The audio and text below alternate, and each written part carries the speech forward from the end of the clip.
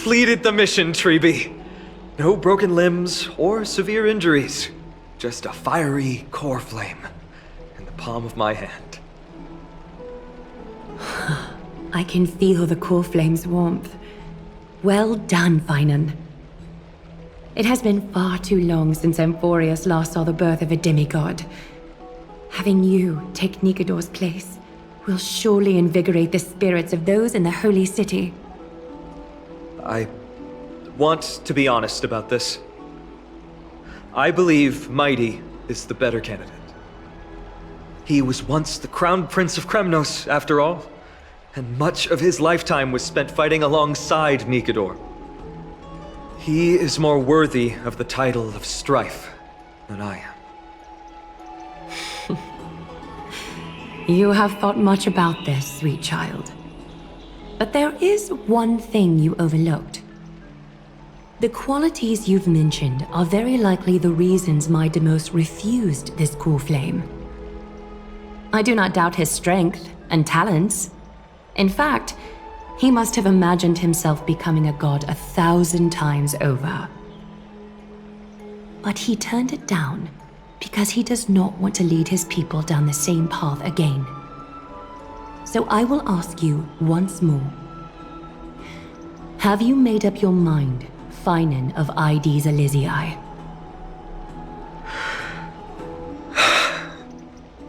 I am ready for this. I will shoulder the burden of divinity alongside the both of you. I am willing to make the necessary sacrifices. Very good.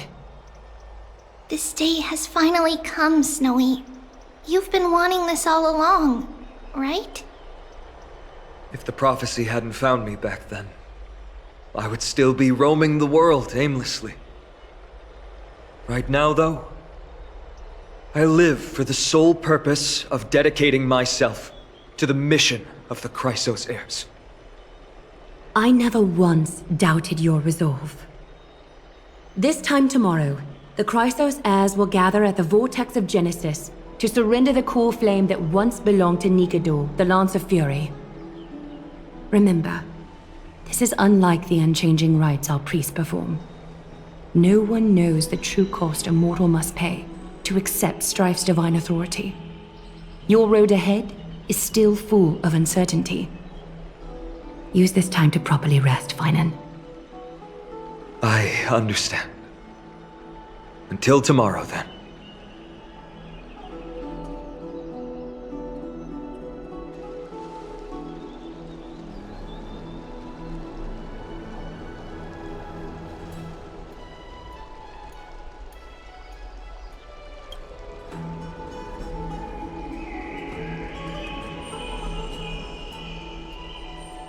They have Aglaya and Treeby to thank for that.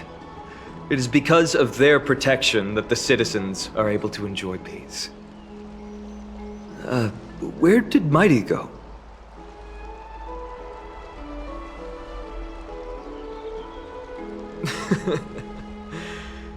Our victory might not have been possible without your help.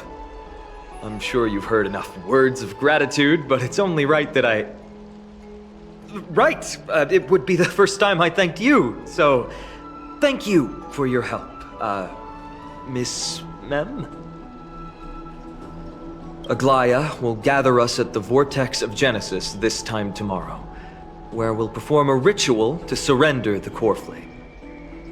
She only mentioned the Chrysos heirs, but if I invite you to, I'm sure she'll welcome your presence.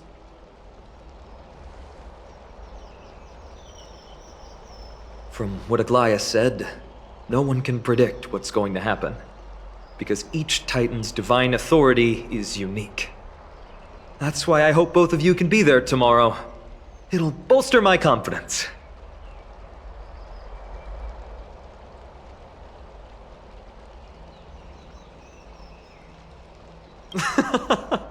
I'll be sure to send someone to wake you up then. The night's all yours, but get some rest before tomorrow's ritual. I should also take this time to sort out my thoughts. I'll see you soon, my friend.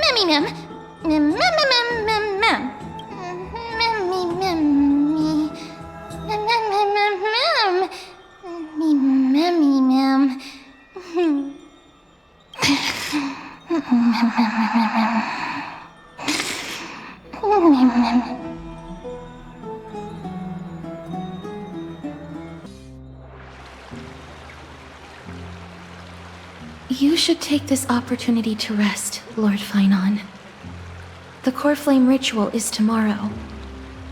Today, tomorrow, what difference does it make? It's always morning in Akima under Kethali's protection. So long as the light continues to shine this brightly, I won't be getting any sleep. Why force myself to shut my eyes when I can instead take this time to calm my mind and gather my thoughts? That counts as rest too. Have you thought things through, then? Not at all. Everything's a jumbled mess still. I don't even know where to start. The core flame was blazing hot in my palm in the beginning. But it has completely cooled off now. I can barely feel it. Miss Castoris, does this mean I'm a good match for Nikador? I don't quite get how it works, but if it's going to put you at ease, then I will say yes to that. Thank you. That's the abyss in the distance. Oh, that reminds me of the question I didn't get to ask. Back in the temple with the Scales of Justice, when Orynyx was trying to deter us, why did you stop me, Miss Castoris? Because I knew there must be another solution. Something more important than the fate of Amphoreus. It is far too cruel and unfair to ask that of you. You should know that I would have gone ahead if Dan Heng hadn't come up with an answer in time. I know. You should not have hesitated then. I stopped you before I even realized it myself. It's fortunate we had the both of them there with us. Yeah. It's a good thing we had them. Are you still thinking about the past, Lord Finon? Every waking moment. I lied to the two demigods just now. I told them the duty of the Chrysos heirs is all I think about now. Do you think I managed to slip by Aglaïa's golden threads this time? No one fools her, Lord Finon. She merely chooses to turn a blind eye to our lies. You're right. How foolish of me to think I got away with it. I often wonder if someone as ordinary as me can really become a hero. I thought defeating Nikador would quell the voice of doubt in my mind. But it has only grown louder. I don't have the right words for you now, but I know you're far from ordinary, Lord Finon. Mighty often calls you Deliverer in jest, but I don't believe he means it mockingly. I should probably shut out these pointless thoughts and empty my mind until the hour of the ritual. I did that before sitting for Treeby's history exam. Who in the world could hope to go over those piles of documents and slates? I decided I was better off resigning myself to fate. That way I'd get more time to play and practice with my sword. How did you do on the exam, then? My score? I don't remember anymore. All I remember is Treeby punishing me to a full week of cleaning the Chrysos heir's bath, and no one was allowed to help me. So High Priest Treeby can be strict too. Please continue with this mentality, Lord Finon. I believe you'll be all right. Thank you, Miss Casterus. I think I'll stay here for a little while and keep all of those unruly thoughts out. It's not like anything will come of them anyway. The sights of Ides Elysiae, my homeland, have been flashing before my eyes lately. Those Kremnoans mastered some cutting-edge technology. If only I could separate my soul from my body too. That way I'd be able to fly my soul back to the comforting fields of my homeland anytime. That's the only place I can be momentarily at peace.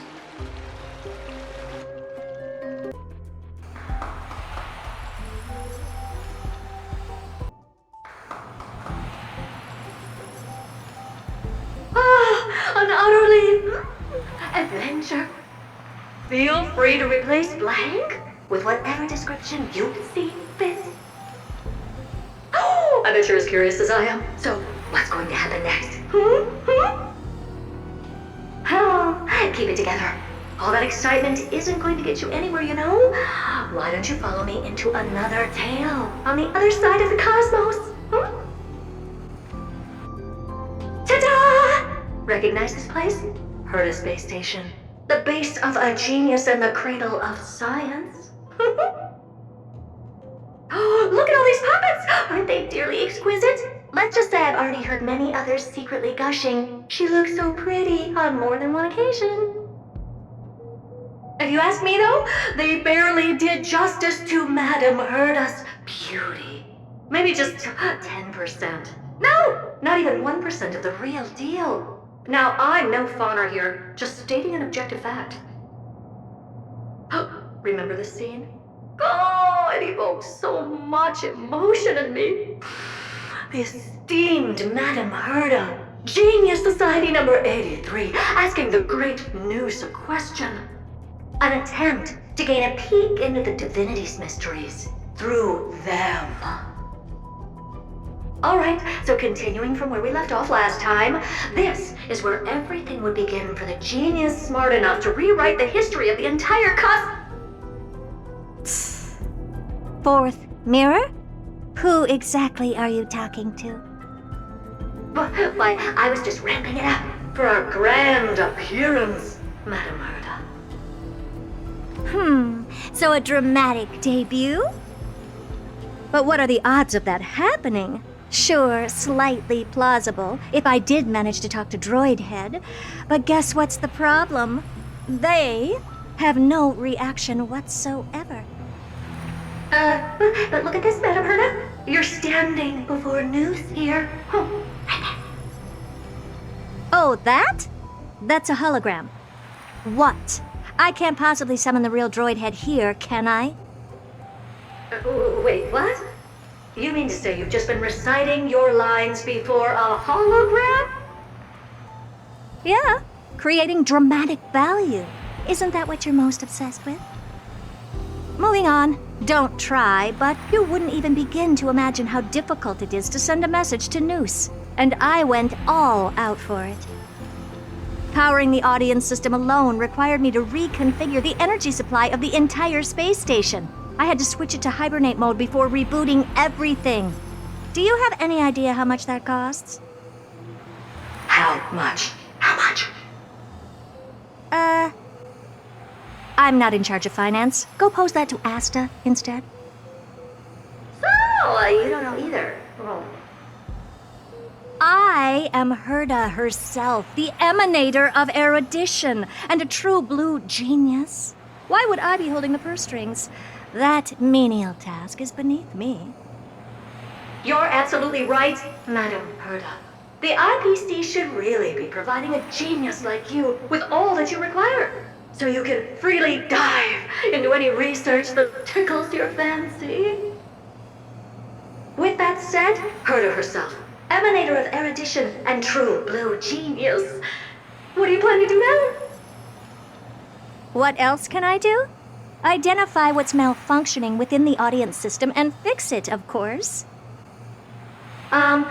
Don't take offense to my candid words, Madam Herda. You may be proficient in many aspects, but is hands-on work really one of your strong suits?